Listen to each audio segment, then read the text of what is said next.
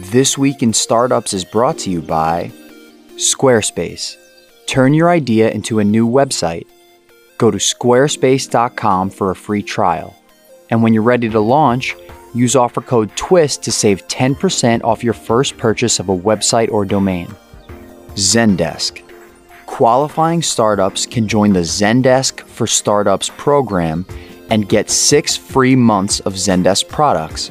You'll also get access to an exclusive community of startups for advice and connections. Visit zendesk.com/twist today to get started.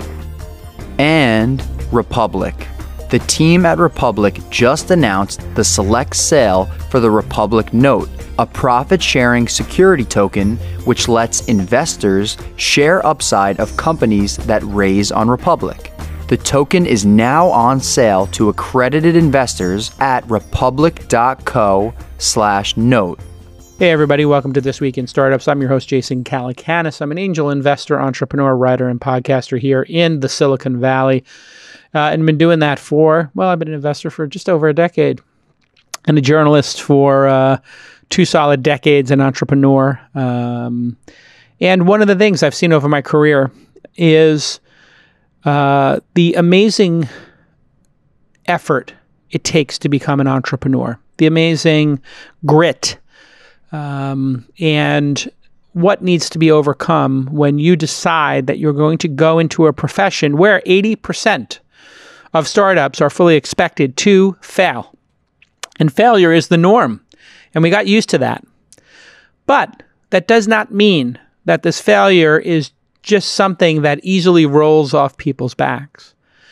We look at the numbers in aggregate and we say, well, if those 80 companies failed and 10 of them did okay or were a push and then the other 10 paid for all the failures, that feels like a great economic system. It feels like almost the perfect risk-taking machine. And in fact, it is.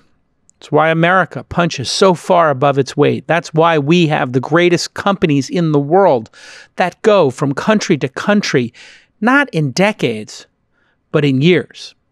Whether it's Google, Uber, Facebook, Instagram, Twitter, Tesla, we have American excellence because of this risk-taking. But I know these people personally. And I'm not just talking about the people whose companies went to zero. I'm talking about the ones whose companies went to the moon. And it takes a psychological toll, whether you win, lose, or push. And we see this happening across the broader economy as well. As Americans and the Western world has seen things like longer life expectancy, and we've seen shelter, food, and just the basics in Maslow's hierarchy of needs get filled, a lot of extra time emerges. And then a layer that we didn't expect, a twist and a turn in the story, in the narrative, which is with this extended life period, social media, and maybe the expectation that you are not doing as good as the other person. Maybe that Instagram account that you follow is showing you private jets and islands and guitar solos that you wish you had. And maybe you feel just a little bit like, maybe I'm not as good as everybody else. Or maybe there's something better out there that I'm not experiencing. And you layer all these things together. And what we've tragically come to, or perhaps it's a good sign, that the reason we die today is that sometimes it's at our own hands. Suicide is increasing in the Western world. It's becoming one of the leading sources of death of young people. It used to be we killed ourselves from drunk driving. We smoked cigarettes. And now we die most frequently from an abundance of calories, sometimes an abundance of time. And mental illness is tough to talk about. And people are embarrassed by it. And sometimes people even look down on people who are suffering from mental illness as weak. Well, I can tell you, we've gotten really good at identifying different mental illnesses, different learning styles. And in fact, we're learning that some of these things that we classified as mental illness or a malady of some sort, in fact, might be some sort of superpower. And then layered on top of that is that we look at young kids and we say, this one doesn't have executive function and won't sit in their seat. We need to give them a pill. And we've run a grand experiment from Gen X on of giving pills to kids to make them sit and shut up and listen. And this is a topic that is worthy of discussion. Today, we're going to have that discussion, and we're going to have that discussion through the lens of entrepreneurship, because this is a program called This Week in Startups. This doesn't mean that the wider discussion is not important. Of course it is. But we want to talk today specifically about founders and mental illness, mental challenges, and the surrounding solutions, and generally open up the conversation. Dave Morin came on the program to talk about depression and some of his struggles and some of the work he's done. And today, my good friend Josh Felser is going to come on the program. He's a venture capitalist like me. We invest in companies together. He's an old school entrepreneur who has now spent his time and dedicated, his second and third act in life to supporting other founders. Welcome to the program, Josh. Thank you, Jason. You heard my introduction there. What did I say in that introduction that you think is important to you to focus on in relation to the entrepreneurial community? And what did I miss? Because I'm no expert on this. I was a psychology major, and I actually thought that I would go on to get my graduate degree in forensic psychology or industrial organizational psychology. In fact, I thought I would be an FBI agent and profile people and be a detective, or because I come from a family with a lot of law enforcement and firefighters and then the like, or I thought maybe I would become an industrial organizational psychology and study why people make decisions in business and the like. But what did I miss, and what have you experienced? And what are you doing? So first of all, when I was preparing for this program, I did a search on you and mental health, and I was delighted to see that you have been talking about this publicly for quite a while. And before, it was kind of more in vogue today to talk about. And so I didn't know that until a few days ago when I actually explored. I mean, how much time do you have? You've covered a lot. Well, let's start with you and the work you're doing today, and then maybe how you came to do that work. I'll do that. And then I want to touch on one thing you brought up that I think is very important for us to capture is there is a higher incidence of mental health, mental illness, mental conditions, a higher incidence among entrepreneurs versus the general population. And it's important to accept that and really understand what that means for those of us that have the power to help. And it does lead into what we've decided to do at Freestyle. But I wouldn't have chosen to direct Freestyle in this way if I hadn't had my own personal experience with a mental health challenge. And I think that personal experience is what led me to urging Freestyle to provide the support that we're providing today. We should get into that because we're not like best friends. In fact, your partner Dave, I'm definitely better friends than with you, but we see each other. We're associates, right? And knowing you, we've hung dozens of times. We've been in the same conferences for decades. I would never perceive you as suffering in any way. And so this is an important, I think, just pausing moment that we all have to have the empathy for each other to just know that the other might be suffering and to not make any assumptions. So to the extent that you're willing to, maybe you could share with us what your challenges have been. Sure. In fact, my challenges are why I'm an investor, not an entrepreneur anymore. So back when my second company that I did with Dave, it became known as Crackle, and it was the most stressful, challenging experience of my life. And I tried to hide it from everyone, including myself, and I didn't deal with it. And at some point, near the end, we sold the company, but at some point right around the sale, I noticed that I wasn't sleeping at night, and I wasn't sleeping. I couldn't sleep for more than an hour. And no matter how many hours I slept, I couldn't stay asleep for more than an hour. And it went on. And even if I slept 12 hours, I still would wake up exhausted. And I had a sleep study done, and I was diagnosed with sleep apnea, which was interesting because it just was a rapid onset kind of experience. The short story is that I had to spend a year trying to cure myself. And eventually I was diagnosed as in a way that UCSF had not really seen anybody contract sleep apnea the way I did. And they actually said that somehow the stress, my mental health had translated into a physical ailment. And well, this seems completely logical. I mean, the mind and the body are so interconnected, obviously. And we like to think they're different, but we've seen too often that stress is the leading killer of men. That is just a statistical fact. And we'll see anxiety in mothers as opposed to fathers increase after a child enters the picture. These are just statistical. There are gender differences.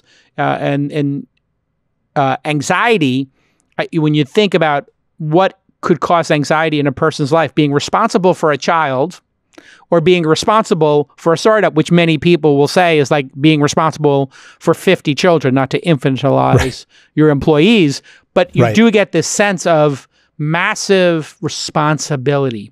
And was it that massive responsibility, that weight on your shoulders that you think disturbed your ability to sleep, which then in fact can have that negative cycle where the stress causes a lack of sleep, the lack of sleep causes an inability to focus at work, which then causes more anxiety, et cetera?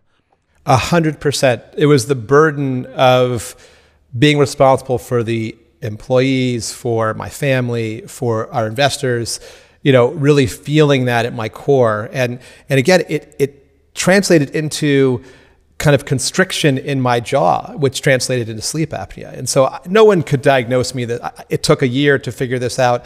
As the stress went away, my sleep apnea went away, my sleep returned to normal, and I recovered. Amazing. But it was such a lesson for me. Also the traditional medicine didn't really help me figure this out. Stanford diagnosed me as a classic sleep apnea case with a CPAP, and thankfully, the head of UCSF really got in there with me and figured it out. So they were looking at the smoke, the symptoms. Yes. They didn't look at the fire or the coals and where the smoke was coming from, which was the anxiety, et cetera. So they're right. They got a fan on the smoke or they're blowing water on smoke, but they didn't get to the fire. So don't assume that just because you're going to what I think is the preeminent institution in dealing with sleep, that they would have the right answer for you. You have to take control of your own life in this way, because, in my situation, if I hadn't, I'd be wearing a CPAP at night, and it wouldn't have solved the problem. All right. When we get back from this quick break, I want to talk to you about how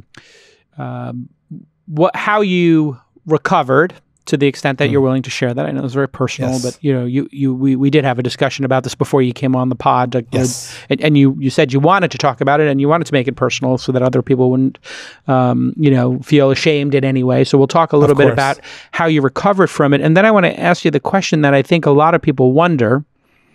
I certainly wonder, which is, are people who have mental illness, mental challenges, mental uniqueness. I hate the word illness because I like the word like they're just unique mentally, because condition. A condition sounds slightly better than illness, right? It's like right. So we'll go with condition for now, or uniqueness. Are they drawn to entrepreneurship in a larger proportion, or does entrepreneurship cause people to have mental conditions? When we get back on This Week in Startups. Hey, do you have a great idea? Do you want to turn it into a beautiful website? This way, you can reach out to your customers and partners and basically change the world. Well, I just was thinking the other day, wow, we're doing so much remote now, and there's all these demo days that can't occur in person. What if we had a remote demo day? and I checked to see if the domain was available, and remotedemoday.com was available. And then I said, hey, let's put up a Squarespace site. And my team rallied in a couple of hours. We wrote all the copy, we got a video made, and we had a beautiful website up and running at remotedemoday.com. This is what you can do with Squarespace. You can basically come up with an idea and start building your website, whether you want to blog or publish content. Maybe you want to sell a product, or you have a service. Maybe you want to promote a physical or online business, or maybe you want to announce an event or a special project like I did with Remote Demo Day. Well, Squarespace is the answer because you build it once and it's beautiful and it's customizable and it's so powerful with this e-commerce functionality built in and analytics built in, and you can choose between over 200 extensions. You'll get great analytics, search engine optimization, free and secure hosting, and 24/7 award-winning customer support. And it's all optimized for mobile. That's what you get when you use Squarespace. They do have that 24/7 award-winning customer support waiting for you. Go to squarespace.com for a free trial. And when you're ready to launch, use the offer code TWIST, and you will get 10% off your first purchase of a website or domain. Thanks again to Squarespace for supporting the podcast for years and for making amazing, amazing software, an amazing platform, and having just that incredible wherewithal to just release feature after feature. Great job over there at Squarespace. Okay, let's get back to this amazing episode. All right. Josh Felser is with us, and we're going to actually bring in a couple of founders he works with a little bit into this segment, hopefully, to talk about mental conditions, illness, suffering, and how to manage being a founder, and the management of the stress and the management of the responsibility. Josh, the stress was causing the sleep disturbance, and you started to get into that negative cycle we all know. I've been pretty upfront about my own personal suffering during the pandemic, which is, I'm working twice as hard than I ever did. And everybody told me during the goddamn pandemic I could take up a hobby. I mean, when am I going to take up a hobby? All my founders are suffering and calling me on the phone, some in tears, some laying people off. Like, when does this hobby occur? It doesn't. And I'm particularly unable to sleep and staying up with the doom scrolling because I'm a news junkie. I am a journalist at my heart, a researcher. So I am having a problem sleeping some nights, and it's definitely affecting my performance at work. I also feel in some ways like that pressure makes me great because I'm a product of pressure.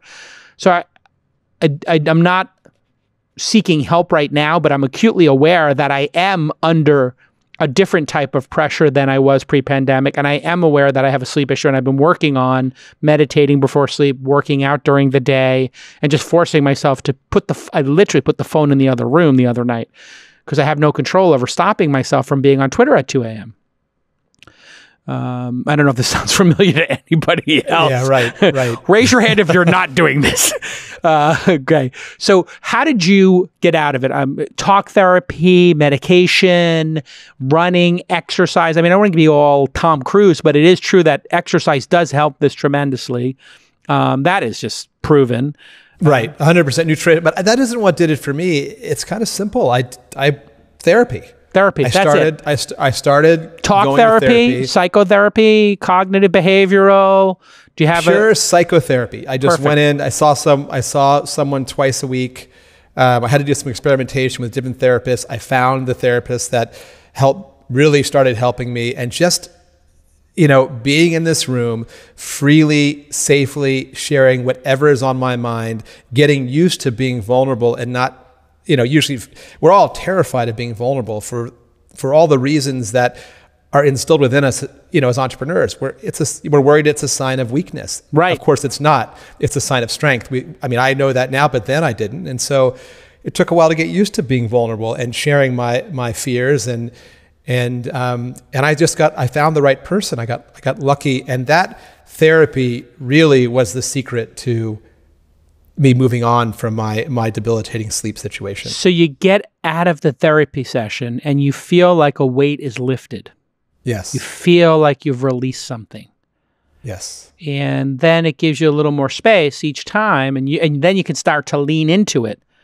Because, hey, I don't know if I want to cry. I don't know if I want to bring this up. But you kind of ease your way into it. And a little bit gets released, and then the next time, hey, maybe I want that feeling, that cathartic feeling. But as an investor, if one of your founders came to you 10 years ago crying, you might wonder, oh my Lord, I just gave this person $3 million and they're a crybaby who can't handle life. That's how the world used to look. We used to optimize for toughness and grit in founders. If a founder came to you 10 years ago crying, how would you have looked at them? And then post your own struggles and recovery, how do you look at them now? So we all act out our anxieties in different ways, right? That's what I've learned. So someone might act out by crying. Someone else might act out with anger. Someone else might act out by retreating, but the acting out is there, and there's no difference. You just have to recognize that we're all anxious. We're all going to act out, and just be aware that we all act out in different ways. That was the big learning for me. Fascinating. And I figured out I act out by seeking control. That's my tell. Yeah. And why do you do that? Do you think? What did you learn about why control works for you? Or was your defense mechanism, it was your retreat? My most of these things come from your childhood. And, sure.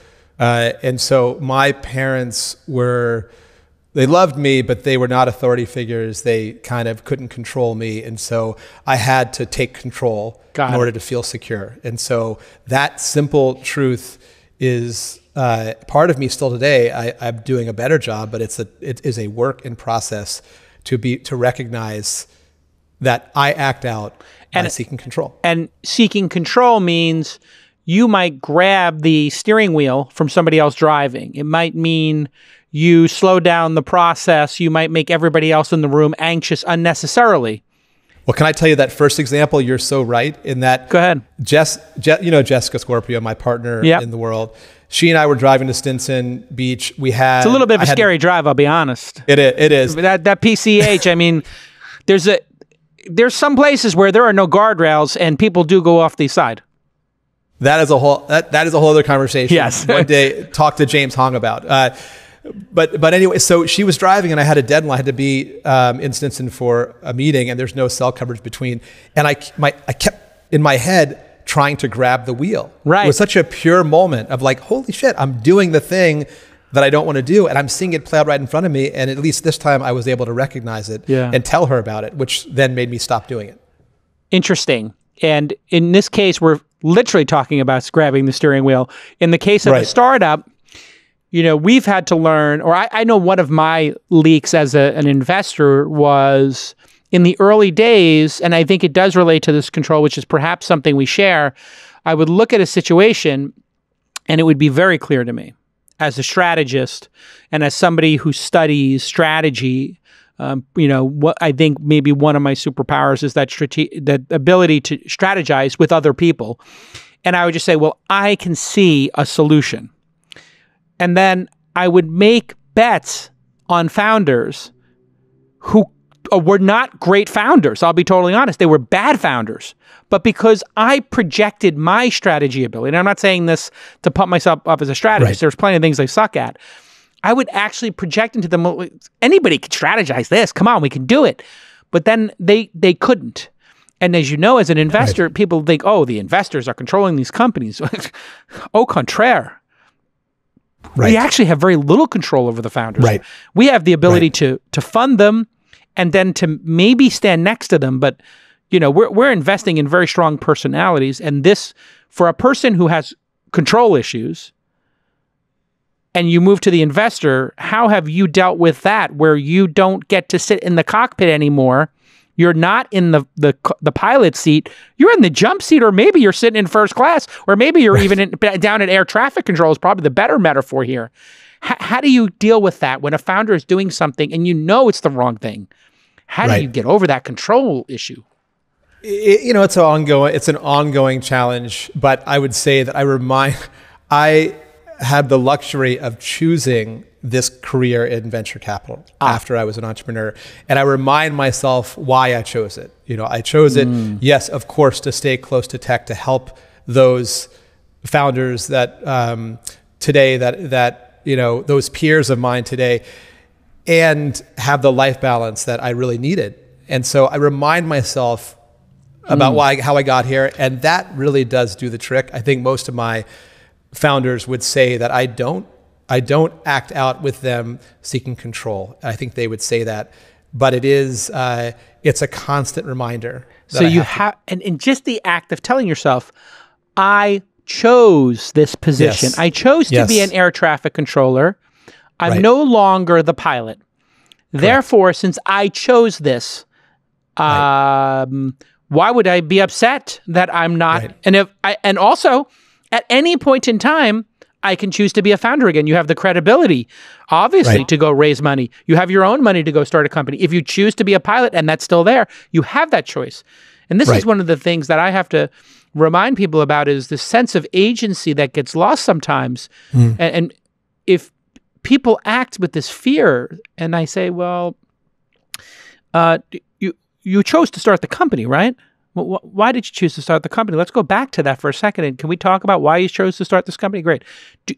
Do you still want to run this company? Because if you don't want to run this company anymore, there's an off-ramp.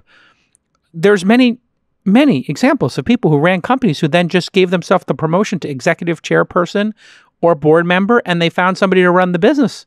No harm in that. Right. I mean, the something you brought up before that we won't have time to cover today, but it's fascinating, is entrepreneurs are a really unique group of humans. And in fact, entrepreneurs have more in common with each other than most ethnicities, races. I mean, if you look at the traits that cut across all entrepreneurs, it's a really interesting study that and there's a guy that I'm working with. I'm volunteering to help with a company called Icana, and it's I'm an advisor, but again, I have no financial affiliation. And this guy, Michael Freeman, has done probably the most research on entrepreneurship and mental health. And he has written extensively about the character traits, the mental health issues that are really in every entrepreneur, and that you may sidestep it through your process, but eventually most entrepreneurs are triggered, and these conditions that are in them are brought out.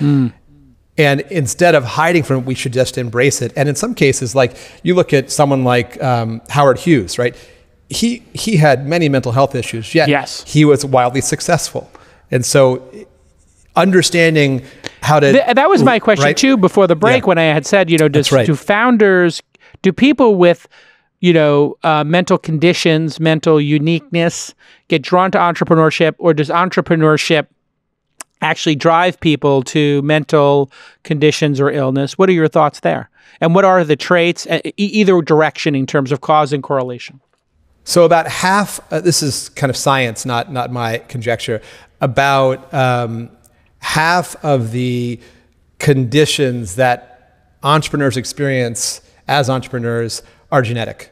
Like half of the influence on their mental health is genetic. So I would say that really there's a certain kind of person that's drawn to entrepreneurship. Somebody with something to prove, somebody who has leadership or narcissism or Asperger's, we see so many archetypes. ADHD for sure, because you get to bounce around as the CEO, from the sales department to the product department to the customer support department to investors to press. It is definitely ADHD, ADD seems like a superpower. But then Dyslexia. I mean, look at our governor's dyslexic. You're dyslexic. There's a way you've had to compensate for your dyslexia that is probably in there as part of what has made you a successful It's definitely entrepreneur. in the mix. Yeah. Well, you know what I think also it's humbling for me to mispronounce words sometimes and then have to study harder.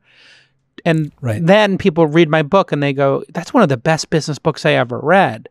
And I'm like, how did I get there? And I realized what it was I figured out a writing style that worked for me, which was I wasn't trying to emulate anybody else's writing style. I just had heard that somebody said, write down what you say.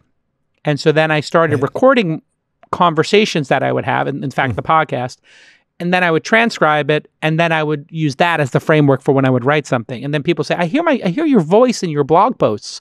And it's like, the reason you hear my voice in my blog posts is because I transcribed my voice and then polished that. That's really smart. It was just like, oh, well, really smart. It was just like you, and this is one of the things where the superpower, you can turn any of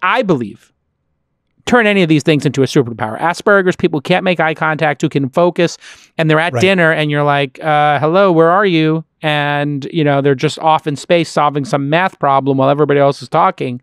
And you're like, yeah, that's my friend blank, and the other friend blank, and this other friend. And how many people do we know? I mean, do we know who are on the spectrum? And even I think, you know, like inappropriately, like, you know, like they make fun of Zuckerberg for being on the spectrum on Saturday Night Live. It's a little bit cruel, I think.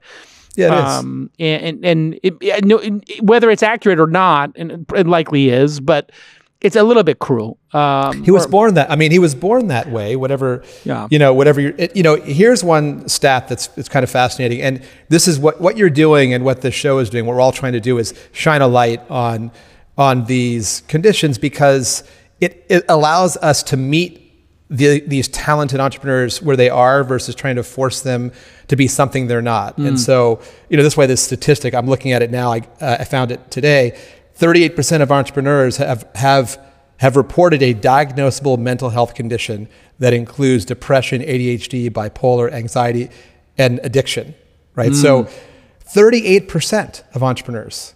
The addiction part we see all the time, like you watch all these VCs going up and down Santora Road on those road bikes, and they become mental, right?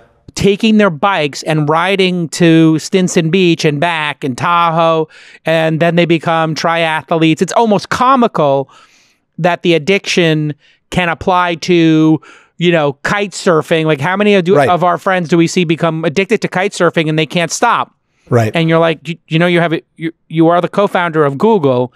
You're going to need to get off the kite board at some point and get back to the office, you know? And like, it's the addiction. I mean, thankfully it's not drugs or alcohol, which are, you know, negative addictions. But if you get addicted to kiteboarding or whatever, you want to ski 30 days a year, like, not a problem. Like a healthy channeling, like you're saying. When we get back, I want to know what you decided to do. Because you decided to not just talk about it, you decided it was time for action, and you decided to use your own personal resources, money that you could put in your pocket, and instead you invested it in your founders. And I want to know what Freestyle, which is, for me, you know, just pound for pound, one of the top seed firms in the history of Silicon Valley. You and your partner worked closely with both of you. And when I send a founder to somebody, I take notes on what they say when they come back. And amongst the elite feedback I get is when a founder meets with you and your partner, Dave.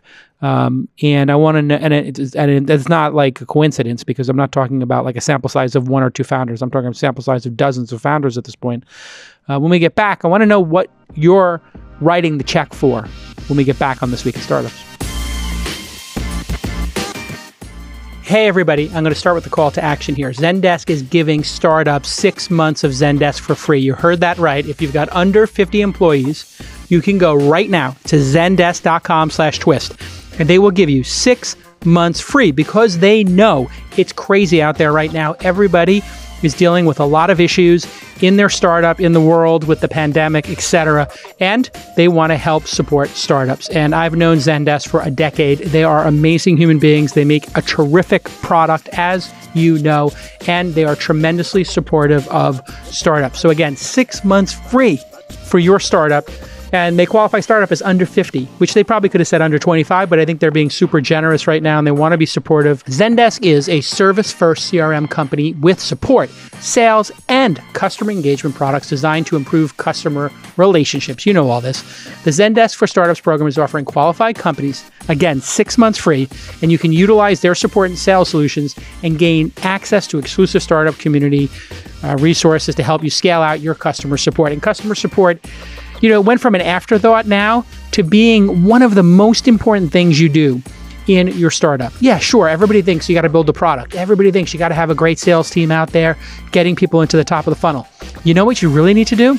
You need to not have a leaky bucket and have people churn and leave your startup because nobody picked up the phone. Nobody solved their problem. Nobody did proper training, right?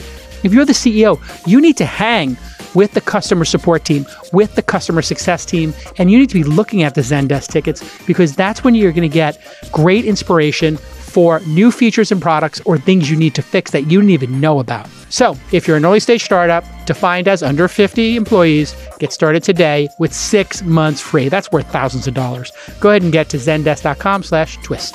Zendesk has also just launched a new podcast, Sit Down Startup, where Zendesk leaders chat with founders and CEOs and makers who are on their own startup journey. You can listen and subscribe to Sit Down Startup on Spotify or Apple Podcasts right now.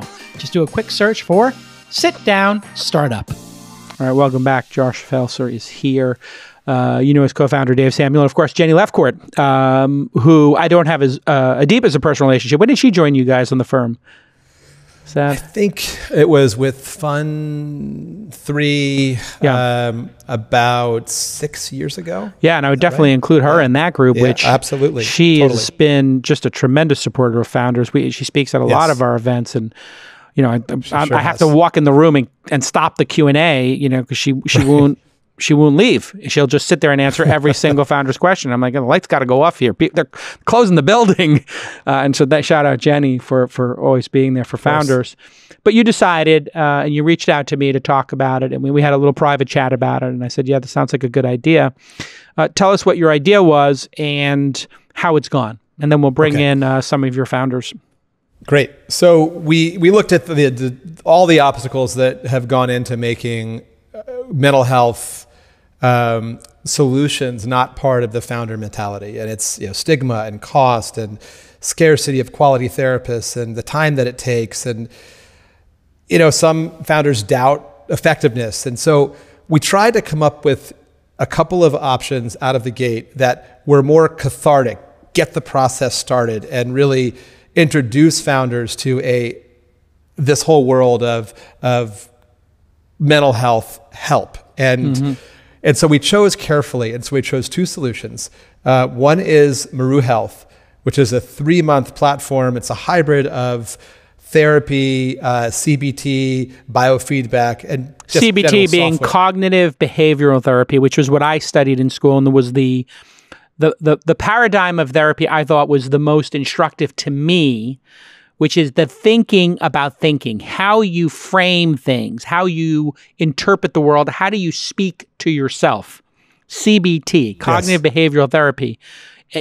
Maybe you could speak just for a moment about why that is so effective for founders, because I do think that is, I don't want to say a silver bullet, but it certainly is, in some way, I hear it coming up over and over again with founders. It's a constant, I think of it as a constant reminder that you're going to be okay. Now, it's represented in many ways, but it's the continuity of CBT that I really believe creates the effectiveness versus being in therapy where it's just once a week, you go to therapy, it's very helpful, but between sessions, what happens? Nothing, right? Typically. But with CBT, especially when it's paired with therapy, you have this homework that's helping you remember why you're in therapy, what your goals are, reminding you that you're okay and reminding you that you are a good person. And I'm giving you kind of a qualitative, high level. It's way more complicated than that. Yeah, of course. We're not. We could do CBT for like there's somewhere out there are 7 podcasts about just this subject, but you yourself said you reminded yourself and you were able with your partner in life to say, "Oh, I'm trying to grab the steering wheel right now. Yes. Isn't that something I'm working on?" It's like, yeah, you're working on that. You're a good person for working on that. That's an example. The example I give people is. And I had to unpack this in myself because people kept telling me how delusional I was early in my career. And I unpacked it and I understood why people thought I was delusional. It was because I attributed bad things to random chance or outsiders and being unimportant. And I attributed the good things that happened in my life to my explicit efforts. That's interesting. And it was not true. Right. But if I got pulled over by a police officer, I never blamed myself for going well, anyway, I won't say, but I would never blame myself for going very fast on highways. I just said, oh, you know what? These cars are so fast you don't even feel the speed. That's what I told myself. Yeah, you drive a Mercedes or a Tesla, that car just drives too fast. It's too tight on the road. And you know what? Everybody else was driving the same speed, so I'm just unlucky. And you know what? Everybody gets a ticket once a year. So that's, if you just divide the $250, it's like not even $1 a year. Not my fault. When in fact, it is explicitly my fault. My foot is on the accelerator. Right. And that's what cognitive behavior let me unpack, is for me to understand, hey, where do I attribute this stuff? And sometimes people, I don't know if you do this or you've seen this in founders, they hit a bad beat and they just internalize it. And I'm like, it's not your fault that Microsoft decided to develop the same product and make it free for everybody. That one wasn't your fault. The pandemic hitting is not your fault. But what you do have control over is how you respond to those moments, right? That's why I think CBT is. So this program cost money, thousands of dollars, I'm assuming. Yes. Who pays for the? Well, we pay for it. It's, it's about, I think the commercial rate is about $1,100 for the program. Yeah. So it's beautiful in that it's more affordable than therapy, Fantastic. which is why it works. It scales therapists, right, in a way, I think 7x. So you can have, which is a so bit any founder important. you invest in can have this and you'll pick up the tab. Correct. I mean, I think want everybody to pause for a second and think about that, capitalism, and venture capital specifically, it's easy to attack and make fun of on TV shows and Twitter. But we actually think about these things and we actually take action. And specifically, you're taking action. Now, what's the second thing you do? It's called the Hoffman Institute. Okay. And both Dave, Jenny, and I have all experienced it. It's a week-long, intensive, tear yourself down to your studs kind of experience, where the sole purpose is to break the patterns that started in your childhood that are impacting you today as an adult. And sounds intense. It's true. I almost left after the first day. It was so intense, but fortunately I stayed and it had a profound experience. And we have Caren Maio here on the podcast. So I'd like to welcome Caren into the discussion. And Caren, it's not easy for people to talk about these kind of experiences, but you have agreed to. So welcome to the program, Caren. Thank you for having me. Excited to be here. So you're an entrepreneur? I am, yes. I started a company, Nestio, now called Funnel, based out of New York City, that Josh, Jenny, and Dave invested in 2014. Great. And tell me about your journey. Was there something that led to you wanting to do this experience? Remind me the name of the experience again. Hoffman Institute. What appealed to you about doing this? Was there an acute episode or moment where you said, I need help? Or was it more like, hey, this is something that could be accretive to me as a founder, so I'm going to give it a shot? It's a good question. Probably a little bit of both, but I do think that there was sort of an impetus, something going on in my personal life where I felt an enormous amount of stress, aside from the stress I was already experiencing as a founder. And Jenny Lefcourt, who's my lead partner over at Freestyle, she and I have monthly coaching calls, and she sensed it in me. And she said, let's talk about what's not being talked about, what's going on. And I gave her kind of a glimpse into what was going on in my life and just how stressed I was. And she suggested it. And yeah. And so you said, I got nothing to lose here. And this is, I think, the part that people don't sometimes fully appreciate. There is a massive stress on these founders because the clock is ticking. You at some point have somewhere between 0 months and 20 months of runway to figure out whatever problem. You've convinced everybody to get on a ship and go to the new world, and you could all starve and the ship can sink, and that's what happens 80% of the time. So you're feeling that inherent stress that every startup founder has to go through, and then another one in your personal life, whatever it is. Those compounding can break a person. And I think that typically is when people seem to ask for help, or sadly, in some cases, don't ask for help and have breakdowns or worse. So you she senses it in this coaching call. She suggests it. You go. What happens the first day? Oh man, like Josh, I thought I wanted to leave after the first day, but I also have a lot of Italian guilt. So being that Freestyle was funding this, I wasn't really going to go anywhere. Oh yeah, is it Italian Catholic guilt specifically? I think so. Yeah. Yeah, I got that Irish Catholic guilt. It's kind of like parallel to exactly. Yeah. So, I mean, the first day was he paid for it. You're going to throw the money away? Exactly. What are you doing? Do you know how much a gallon of milk costs? You left the gallon of milk on the counter. Now it's spoiled. That cost $1.99. There was half a gallon left. You threw $1 away. You know what $1 buys? When I was a kid, $1 bought 8 loaves of bread. You got no respect, kid. Exactly. I'm sorry, I don't mean to trigger anybody, but yeah, right. My grandmother in the corner.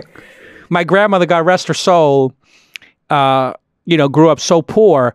We would go to the diner, and she'd take the first loaf of bread. She would look over her shoulders, and she'd sweep it into her purse with the butter packets, and then say, "Can we get some more bread? We haven't even ordered the appetizers. The water hasn't hit the table." And then we go to her house, and you want a buttered roll? I got a buttered roll. Can I make you a buttered roll? And the butter rolls come out. She had a bag of butter patties. I mean, the butter patties spanned 4 presidents. I'm not kidding. Like, one of them had Nixon's picture on it. It was that acute, the guilt of wasting food. So you now you don't want to waste the money that they spent on this. And then you make some breakthroughs there. Is it a lot of talk therapy? Is it group stuff? What is it? It's a lot of experiences and more sort of interactive sort of therapy. There's talk therapy, but it's really it's just continuing to put yourself in these situations that just push you over your comfort zone, right? Where you're incredibly uncomfortable, you're insanely vulnerable, and you're looking at stuff that's really ugly in some instances, things that you just push down. Right. Yeah. So the first day was terrifying. It's terrifying, right? Because they're specific. The goal here, Josh, in this kind of therapy is to actually get you to that point, to get you to confront something that's a demon, that is ugly, that is you haven't actually maybe looked at before. Open a box that maybe's been sealed. They've figured out how to break you down, and until you can't help but release those demons and confront them and share them with the people that you're going on this journey with. I mean, it is. I'm sure Caren will share her experience like that, but that is what they are. They are really good at that.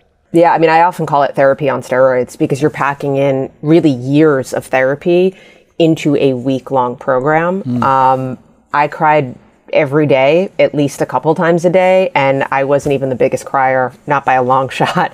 You're breaking yourself down. You're Italian. You're not supposed to cry. I mean, at a funeral, yes, you're supposed to cry a lot at a funeral. Exactly. But no other time in between that. In fact, it was a theme in The Sopranos that Tony couldn't bear the fact that he cried because his ducks didn't come back one season, right? Like that was, if I'm remembering correctly, like that's what sent him into therapy.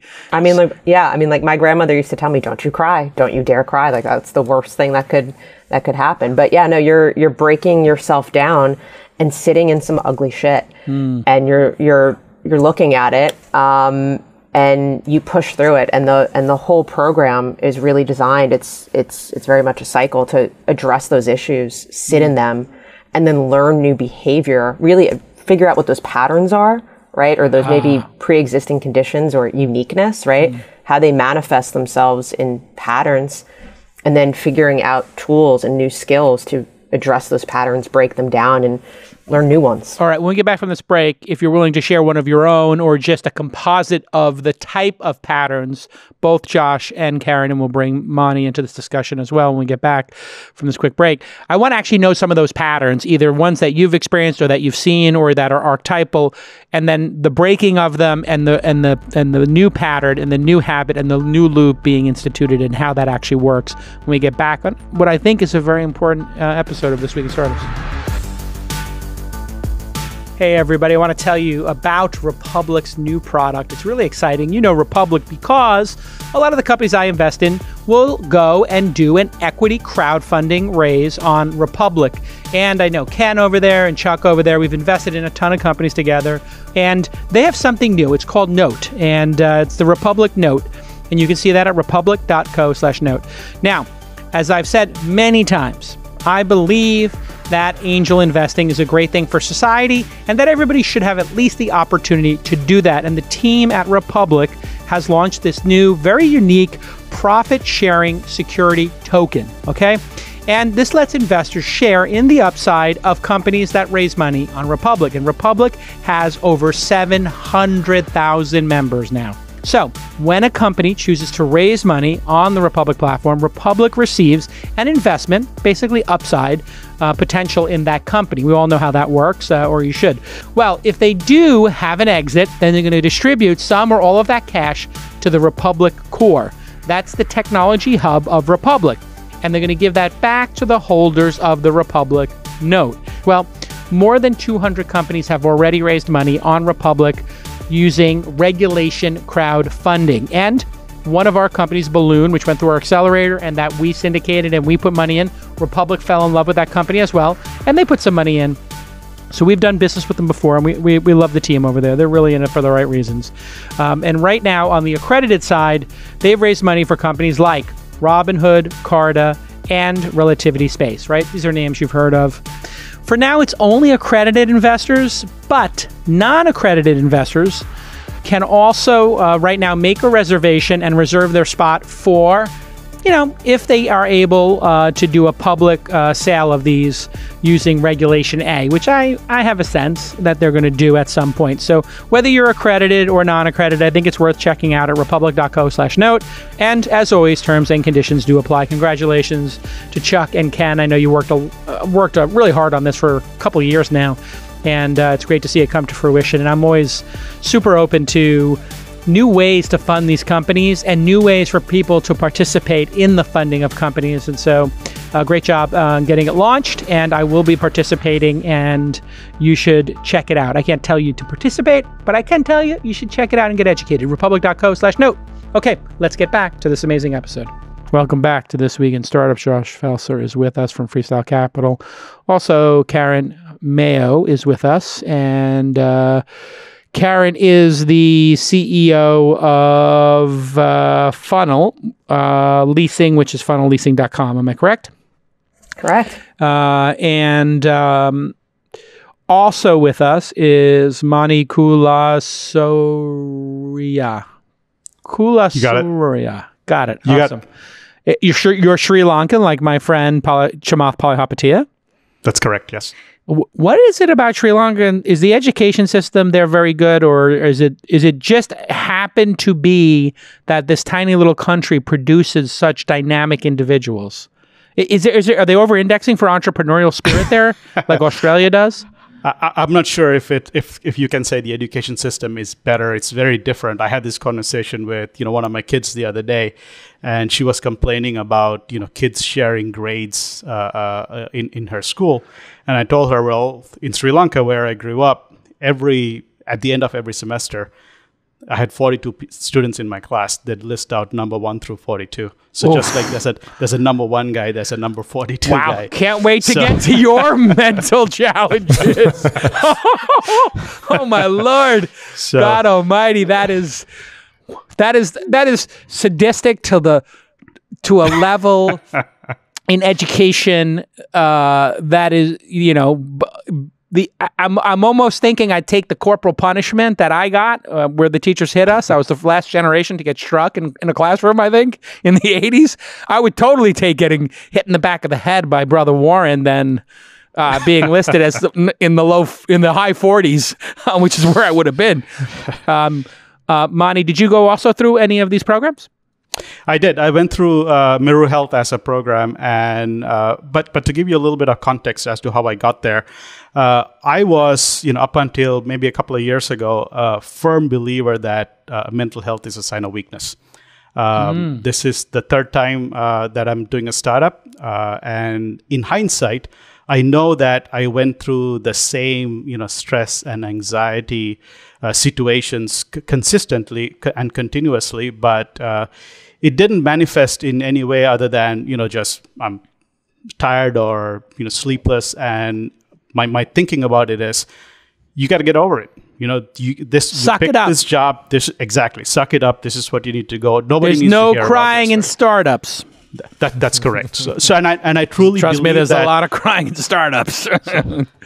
it also made me a bad manager and a CEO because I expected that of my team as well, right? You expected them to suck it up. That's exactly Did you right. Did you put a sign on the wall at the end of every quarter with everybody's ranking as an employee? I You considered this. I had that General Patton's famous saying. Now I don't even remember it because I took it off. I decided it's not appropriate. It's like a plan executed today or action executed today is better than a plan for tomorrow, right? So I was like, everybody, we just need to pummel through it, and that was my management style, and that's the way I treated myself. And then I had an experience very similar to Josh's where I did have a physical manifestation. And this was just about 2 years ago. I was working inside a Stanford research and I got chest pains. And so then it started getting worse. I Google it. Well, am I having a heart attack? What are the symptoms? How old are you at the time? So I'm 48 today. I was 46 then. Got it. A little bit of an early age for a heart attack. Exactly. So I was like, okay, this is nothing. This is going to go away. I'm driving home and I'm on Sand Hill and I still get chest pain. So I call my wife and I say, look, I'm just going to go into Stanford ER, check myself in, get this checked out. It's probably nothing. And you walk in with chest pains, they have a protocol, they go through the test. And one of the things that they test for is levels of troponin. If it's elevated, that means you're having a heart attack. And my troponin levels were mildly elevated. So the guy's like, well, we think you had a heart attack. We're going to check you in. We're going to keep you overnight. So that was an absolute shocker, right? Yeah. So that's stressful in and of itself. Yes. You may have had some minor heart attack. Exactly. And the next day, the cardiologist shows up. We looked at your reports. You had a heart attack. We're going to do. And I went through CT scans, invasive angiogram, a thing called a nuclear stress test where they pump this blue liquid, but they couldn't find any blockages or anything that would really create a heart attack. But I kept having these chest pains. So a year later, I figured out what it was, and I worked very closely with the doctors at Stanford. I also worked closely with my primary care physician, but I really wanted to get to the bottom of it, and I couldn't believe that I have any kind of a cardiac issue. And I found out what I was having is a thing called coronary artery vasospasm. It's the spasming of the arteries due to stress. Right? Interesting. So it mimics a heart attack. That's correct. Or it's the same. Yeah, it's similar to a heart attack, just with a different cause. Yes, it could be dangerous, but it's typically not because it only limits blood flow into the heart for a limited period of time. Because it's just when the spasm's happening. Got it. And you come back. And then if you dig into the science of why that is we have a sympathetic nervous system and a parasympathetic nervous system. And the sympathetic nervous system is there for a reason. It's to basically say, okay, you gotta run. There's something happening. This is dangerous. You gotta go. And for founders, I think that happens all the time, right? Every single day, right? The job of a founder often is to hire 100 smart people, and then they bring you as a reward every day the 5 problems they couldn't solve, the 5 biggest, most challenging things. So literally your month is somewhere between 25 and 100 problems that the smartest people you could hire couldn't fix. That's correct. Yeah. And all the things that would engage the parasympathetic nervous system, the founders, they don't get to have, which is stability. Startups inherently unstable. The existential threat, whether it is, Microsoft with their free product or a new competitor or you're an incumbent in the industry trying to crush you. Your best engineer leaving. There are so many things that happens every single month, every single quarter that you feel like it's going to kill me, right? So, or the ability to plan. We all plan. We come up with, whatever quarterly plans, etc. But by the time you get into the six weeks into it, that plan's wrong. You got to start all over again. So all of those are things that would otherwise, encourage the parasympathetic nervous system, which helps you calm down and relax. And most founders don't get to do that. And that's, I believe, a big driver of mental health. Caren, you were talking a little bit about the loops. So you've gone into the deep, deep, deep waters. Mani, it seems like you've done the CBT stuff. You started to think about your thinking and becoming a better manager. Caren, let's swing back to you and the deep stuff for a second. What was that like to go deep? What were some of the patterns that you needed to unbundle, unbreak, and reconstitute? Yeah, I think for me, similarly to Josh, control was a big one. When I get scared, and listen, running and operating a company, it's friggin' scary, right? So when I get scared, I seek out control.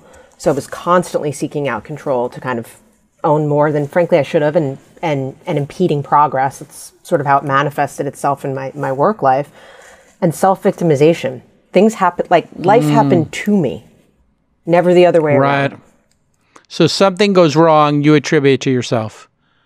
Yes. And that would, self-sabotaging and just kind of negative self-talk, right? Yeah. The voice in your head, hey, you fucked this up. Hey, you got to take this project away from this person you hired.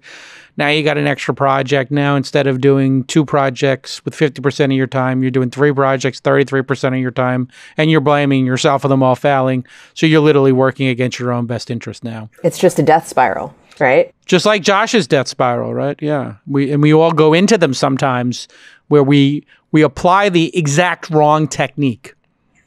Exactly. Best of intentions, but wrong technique. So and by the way, we're all on your podcast, Jason. We're not unique, right? This is pervasive throughout our entire industry. We're just talking about it openly. Right. It's the norm. And the more we talk about it, I don't know how many, we're 52 minutes in right now. I get a little time check here on my Dell laptop once in a while. And, we're 52 minutes into it and we're literally scratching the surface. And it's so familiar, the 4 of us, 2 of us, and you 3 know each other well, and Josh and I know each other well. It's just all head nodding, like, yep, been there.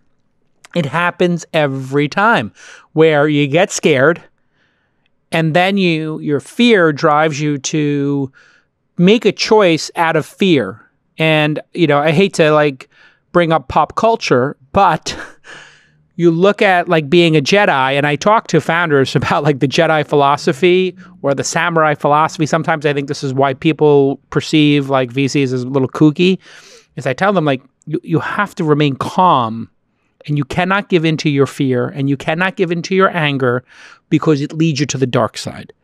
You must remain calm. And if you remain calm, then all the people around you remain calm, and you can actually make intelligent decisions. Caren and I are laughing. I'll let Caren talk about that word you just used because it's something we're both familiar with. Go ahead, Caren. You want to? I actually just emailed Josh right before this to talk about how not letting my dark side drive the conversation. The dark side is exactly kind of what you talked about, right? All that negative self-talk, right? And that spiral that if you continue to make those choices, live in those patterns, that road and that side of yourself, right? That tells you that that's all there is. Right. Right. And it's one thing that, that you guys were saying that kind of stuck with me. I don't think it's about being fearless, right? I think for the longest time, I thought, man, I'm gripped in fear and it's driving these decisions. I need to learn to be fearless. I think it's learning how to manage that fear and understanding when it comes up, working through it, and then moving through it, which was a lot of what Hoffman was designed to do. And Josh, I'll let you jump in, fill in any gaps. No, I think you said it. I mean, Hoffman, you have to confront your dark side. And that's what's so scary about Hoffman. We've been using other words for it, but you are there to confront your dark side so that you can put it in a place that you're aware of it, but you shine a light on it, but it allows you to divert that dark side energy into the good path, your right road, they call it, your right road. The righteous. I think, yeah. Path of the That is righteous. what Hoffman does. It shines a light on the dark side so that you can recognize it, deal with it, rewire your brain, and then focus on, the right path. Yeah, there's that great scene when Luke goes to Dagobah and he says, "Hey, you have to go into the cave now." And Luke grabs his weapons. He says, "Your weapons, you will not need them. That's not the point of going into this cave. You're not gonna fight your way. You're gonna give into it, right?" And then sometimes the path is going through something very difficult, not fighting something very difficult. The reason I think Stoicism as a philosophy has become trendy is that, and I'm not endorsing it in any way, but there is an exercise that Tim Ferriss talked about at some point that was an unlock for him, which is, let me imagine me losing what is important to me. So for a founder, their company is important to them. Their reputation as a founder is important to them. Success is important to them. What if the company goes away? What if the world sees them as a failure? What happens now? And actually, when you go through that exercise as a founder, what I've seen universally is you realize that's actually not that bad. If the company goes away, it's venture capital. Josh told me 80%, Jenny told me 80% fail. All we care about is that you worked hard and take a year off and then tell me your next best idea so we can give you the first check. And once you go through the mental exercise of, oh, wait a second, everybody is going into this with an 80% chance of failure, and this is not the beach at Normandy. This is not an actual war, but it feels like a war, so then you associate it with death, the inevitability of death, the finality of death. There's no success like failure in our business.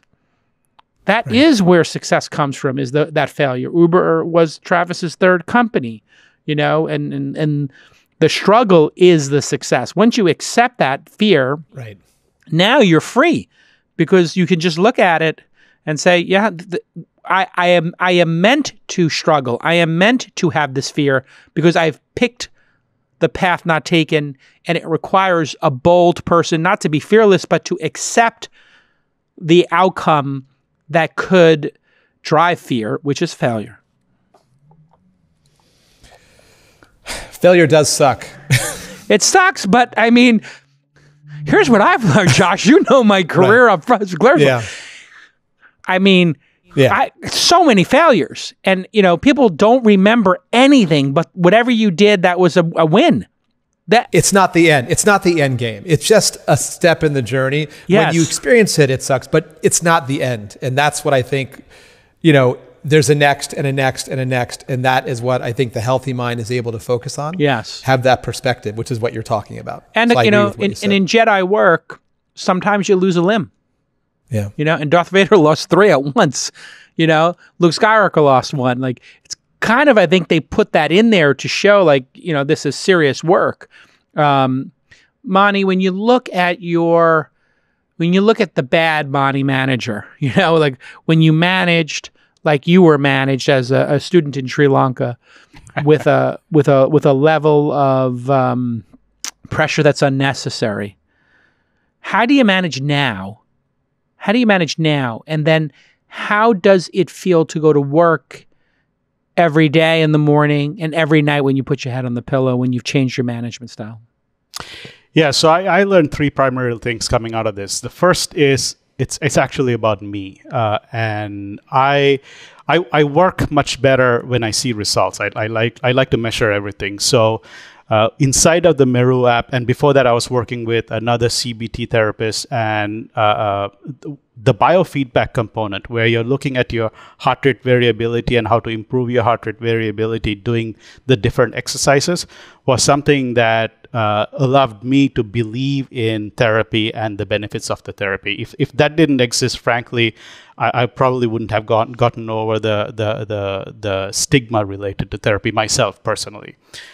So once I got through that, the second thing that I learned, and I'm still learning and I'm still trying to improve, is trying to keep everything bottled up is not a sign of strength. So being able to freely talk about it, and you can't talk about everything with everybody, but being able to, incredibly appreciate the weekly one-on-ones I have with Josh, the ability, of course, to speak with my co-founders, one of whom is the third-time co-founder with me, and I have a very close relationship, and even my family members. That has actually helped me significantly. And then the third component is, therefore, what's my management style towards everybody else? So we're still a young startup and we're still a small team, but I feel like I have now a lot more understanding of what people potentially could be going through, even if they're not talking about it. And a lot more empathy towards that. And I'll give you an example. Like 3 weeks ago, Josh and I were on a one-on-one, and I said, I am just extremely proud of how the team has come together in the last 2 months in this pandemic environment. This particular industry that we're in got completely decimated. And the team has been doing incredibly great. But I was fearful that we're going to burn out, right? And after a quick conversation, we decided, you know what, let's give everybody a mandatory week off. And the same day I got on Slack, I told everybody, look, whether you like it or not, everybody's going to take a week off. Hold on a second, end of August, Manu. right? Didn't you just tell me earlier that if it can be done today, it should be done today, not tomorrow? If you take a week off, now you're saying it's got to be done next week, but we could have done it this week. You're evolving. And for people who don't know, you're the CEO and co-founder of Codify, which is CODIFY.ai, and you provide machine learning to increase the efficiency of the food supply chain, which is particularly important. However, I'm going to guess your customers had more important things to focus on than their machine learning efforts and picking up the phone during the first couple of months of that pandemic, when every single product was, not left on the shelves. And by the way, Mani and Jason, I have several $100s of products from Codify that are sitting, actually Cut and Dry is the brand name, sitting outside in my driveway that were just delivered. They were just delivered. Perfect. Seriously during this podcast. Perfect. So in the old days, you would have just told everybody, suck it up. That's it.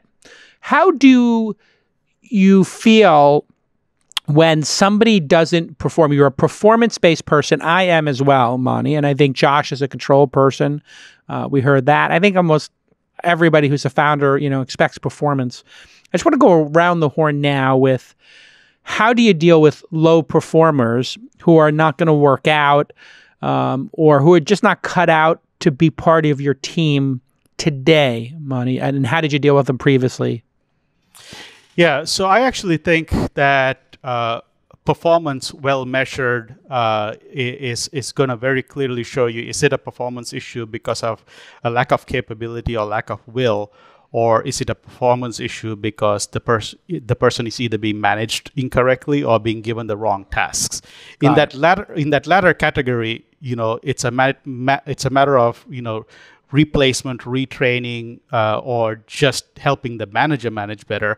In that earlier case, you need to find a fair way of letting that individual go. How did you used to deal with a low performer in that previous group? So quite aggressively, actually. You heard the term, hire slow, fire fast. I believed in it, and to some extent, I still do. But I don't make rash decisions around that fire. So you were a fire somebody on the spot, like just get the hell out of here, or just chew them out, or maybe just be too aggressive with them. Like, what's wrong with you? I was always very diplomatic about it. I would not come across as aggressive or mean in any way. I'll find a very easy way to do it. And I've let go plenty of people with whom I've continued to have a relationship and a friendship. But yes, I would be very quick to make the decision. Yeah. And Caren, how about yourself as a manager of people, which is just one of the critically important skills we have? We have to demand excellence. We have to demand performance, because a startup is almost universally in a race against the clock and or competitors. How do you demand excellence without breaking people and without taking their work away and saying, I'll just do it myself? Because that seemed to be the link in your game. Of course. I don't know if this is necessarily a pre or post Hoffman thing. I think this is more of just early days of being a founder, to learning from those mistakes and not making them again. Early days, I had the opposite approach as Manny. I tried to save people. Realized very quickly that the best thing I could do for them is deliver them open and honest feedback and give them very clear expectations. And, I don't know if this is necessarily something to be happy about or proud of, but I've never had to part ways with an individual who's ever said to me, I never saw this coming. They always said, well, you were very clear from the get-go. We had open and honest conversations. I knew I wasn't performing. And the time in which those conversations occurred were wildly truncated from early on. Is there always room for improvement? Yes. But I do think that deploying that level of candor with someone and being very open and very clear about expectations serves everyone, even if it's not the outcome of the person staying with Yeah, being the hero and trying to save a person is not doing anybody a favor. If it's not a match, it's better they be in a place that's a match. Exactly. And the experience you'll have if you have that leak in your game like you did, where you try to be the savior and you try to do this. I did it at times. Is that when you finally do come to your senses, the person goes, yeah, I mean, I can't believe you didn't fire me 3 weeks ago or 3 months ago, or I can't believe you let this fester for so long. I've been looking for a job for 6 months. I just haven't found one yet. And it is the hard work of a founder building a team, and those dysfunctional relationships build up. And candidly, they make you not want to go to work as the founder because you got people on the team who you're no longer rooting for. It creates more stress, not less, right? So it actually has the exact opposite impact of what you're going for. Yeah, the way I say it, Josh, to folks is, when they call me, and I'm sure you get this call a lot, which is I can't make it work with this person, or I'm trying, what do I do? I just tell them, like, are you rooting for them to succeed, or are you rooting for them to fail? Right. Which I had read in an article by Dr. Mark Goulston, who's just a really smart psychologist down in Los Angeles who I became friends with. He was actually he was an expert witness in the OJ trial, famously.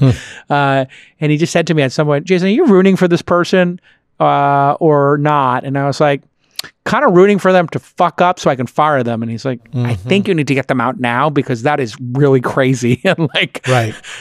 How were you when you hear this discussion of management of people and talent and resources? What did you do well and wrong as a control freak? I'll just use the clinical term. And as a reformed control freak, what do you do now?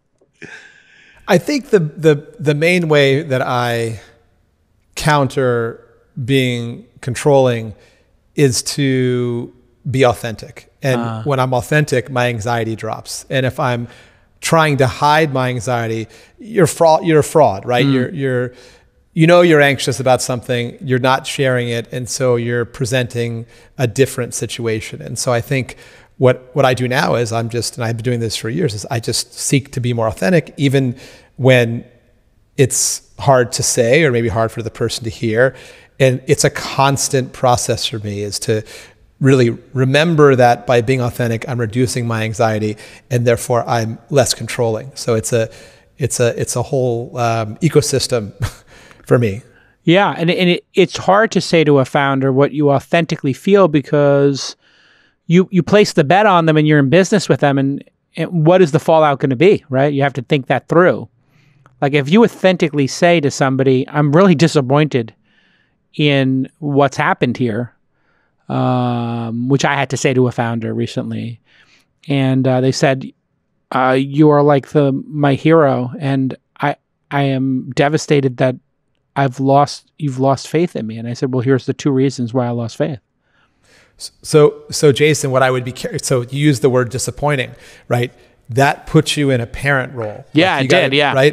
Right. And so what I try and do is I say, hey, can I be direct with you? That's my line. Much better framing. Right. Much better framing. And then they take responsibility for saying yes. They say yes. And then we have a conversation.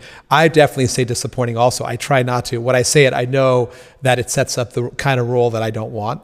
Right. It's not a good role to be in. Yeah. And I still do it, but I try not to, There's a great scene in, and it is obviously a father-son theme, but in the film Gladiator, the king says to the son, your failures as a child is my failure as a father, right? And don't beat yourself up so much. And then what I said to the founder was, like, I feel like I didn't make it clear enough to you that this was going to be an inevitability if you kept doing the same pattern over and over again, that this was going to sink the company. And I should have rang the alarm louder to you. I should have said it, more clearly, more authentically, right? To use your word. And this is a very weird dynamic where, as we get old, Josh, you and I are becoming, I don't know if it's a weird feeling for you now to be an elder statesman in a lot of these situations. When we were the kids, and it feels like it was yesterday, we were the wonder kids, that these old guys were writing checks to, and now we're the check writers, and people look at us as old, and it's like, I don't feel old, but okay. Right. You actually have to become self-aware of that your words are being taken differently when you, hit 50, 40, whatever, than when you were the 20-something or the 30-something. By the way, Mani's right there. He's almost there at 50. Almost right there. Yeah, he said, I'm 49, so I'm almost right there. I mean, after this pandemic, I feel like I'm 64. Right. This has been hard. Well, let's wrap on that, on a note about how we've all evolved, due to the pandemic. I like to think that there is a silver lining to this great pause, in reevaluating what we're all doing and surviving through it. Mani, when you look at the pandemic and the struggles you've gone through, what makes you hopeful and keeps you coming to work? Right now, frankly, the team. The team has really stepped up. We've actually, very specific, without getting into the details specific to the company, we've turned around and found a brand new, demand side for our business. And we're moving into Q3 with a lot of strength in an environment that is still quite chaotic. So the team inspires you, keeps you as the leader. When you see the team perform well, that fills your bucket. That gets the energy back in your system. Absolutely. That's my parasympathetic nervous system kicking right there. Thankful to the team. Yeah. I have that feeling too, actually. I was telling my team, I couldn't be more proud of you the other day. And I hate giving too much praise because I don't want anybody getting a little bit, ahead of their skis. I want to keep everybody sharp and working hard. But I told them, I said, I just got to tell you guys and gals, folks, this has been an incredible performance. And Caren, how about you when you're going through this cataclysmic black swan? I don't know if you're one of the lucky businesses that surges during it, goes sideways or buckles, but independent of that, what gives you hope for the future? What keeps you grinding?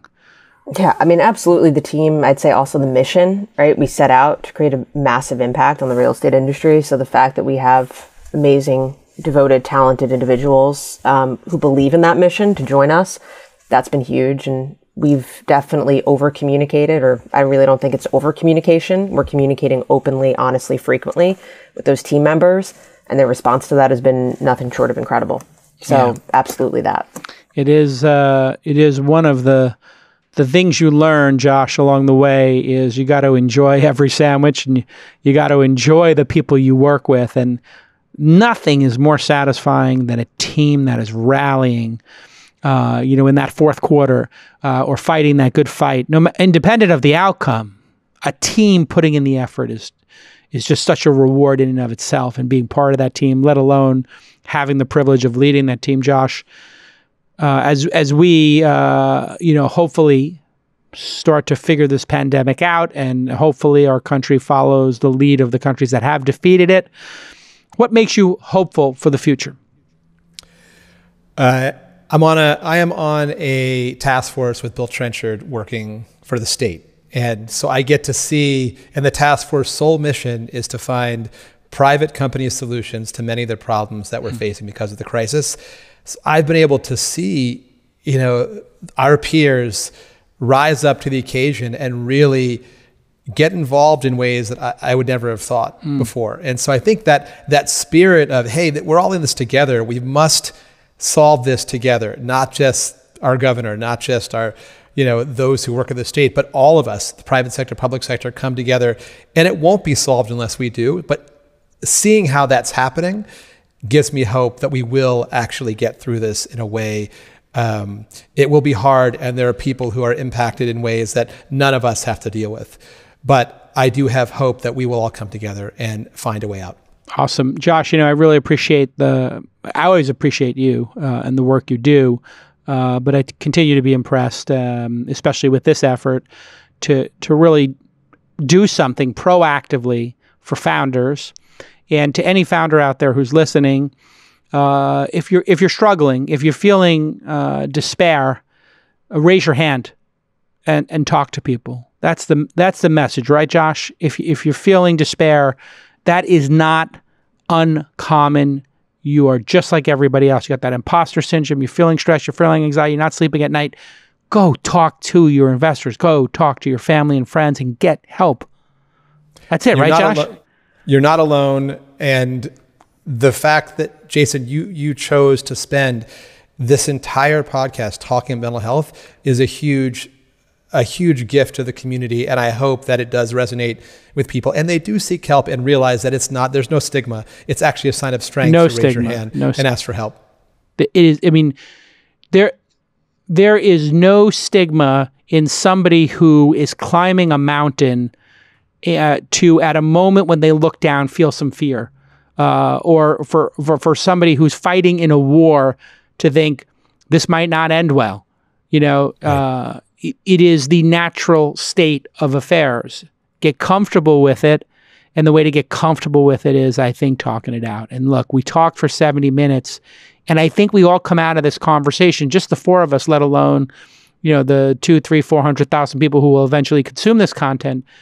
You can feel the cathartic effect of just talking about it in this limited, I feel like I just want to give each of you a hug. Caren, thank you so much for coming on the podcast and sharing what you've learned. Everybody check out funnelleasing.com. And so thank you, Caren. Thanks, Jason. Thank you, Josh.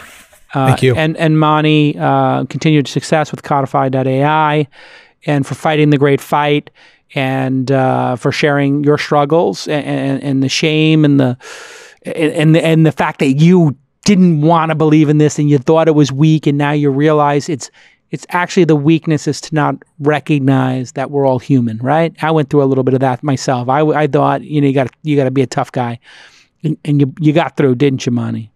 I did, and thank you very much for having me and giving us this time to talk about it. All right, and you got to stay healthy, okay? You promise? All right, stick with us. I don't want to lose anybody. And Josh, we've been at this for a while. And like I said, when I was starting the wrap-up process, I continued to be impressed by you as a human being.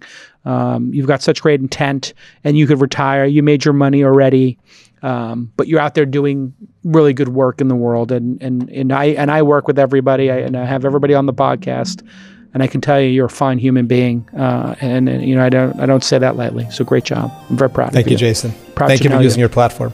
Yeah. Okay. We'll see you all on This Week in Startups next time. Bye-bye.